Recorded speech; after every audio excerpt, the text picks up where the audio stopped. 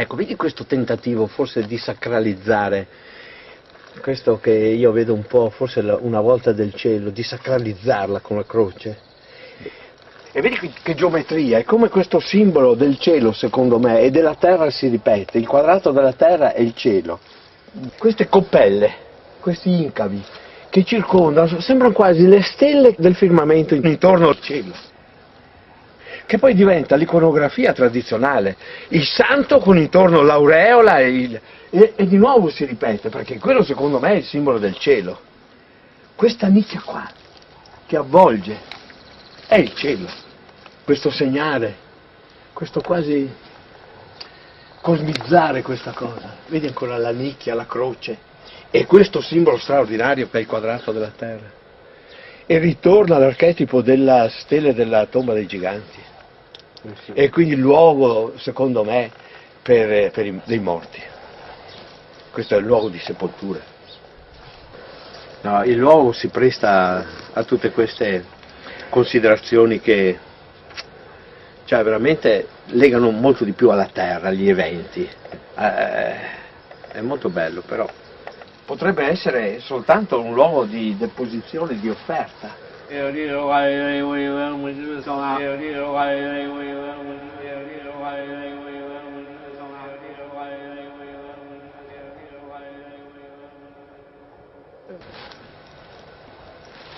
La sacralità del luogo è data proprio dal fatto che le chiese medievali si sono tutte quante insediate su posti che erano già sacri da prima.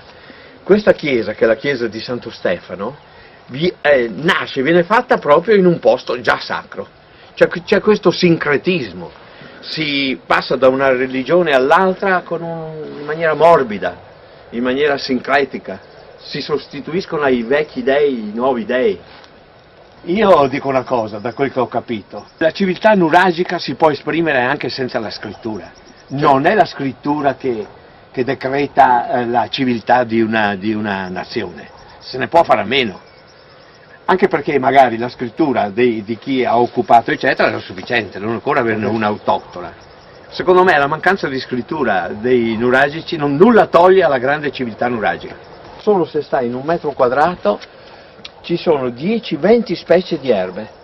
Io prima ne ho trovata una che conoscevo da ragazzo, che ha un sapore acidulo, da noi si chiama lenga de accia. Allora, per apprezzare devi conoscere. Hai bisogno che qualcuno ti dica l'essenza di quello che vedi davanti. E così in Sardegna, se noi non conosciamo e non vediamo ad esempio dietro un nuraghe, puoi vedere un mucchio di sassi, oppure se qualcuno ti spiega, guarda, per far star su delle pietre appena lavorate e farle star su e creare una volta senza centina di sostegno, con una geometria perfetta, e uno ti fa capire che dietro quella geometria, c'è un gigante. Allora, se cominci a conoscere, a capire, ecco che cominci a apprezzare. Quindi il primo passo è la conoscenza. Se non si conosce non si apprezza. Cioè, questa è davvero la cosa che bisogna tirar fuori, la conoscenza, ma non la banalità, l'intelligenza costruttiva che c'è dietro un nuraghe, il significato profondo, simbolico, religioso. Questo è, quando hai capito, allora cominci a apprezzare, se si apprezza si valorizza. Altrimenti stiamo seduti sopra un patrimonio senza sapere cosa abbiamo sotto.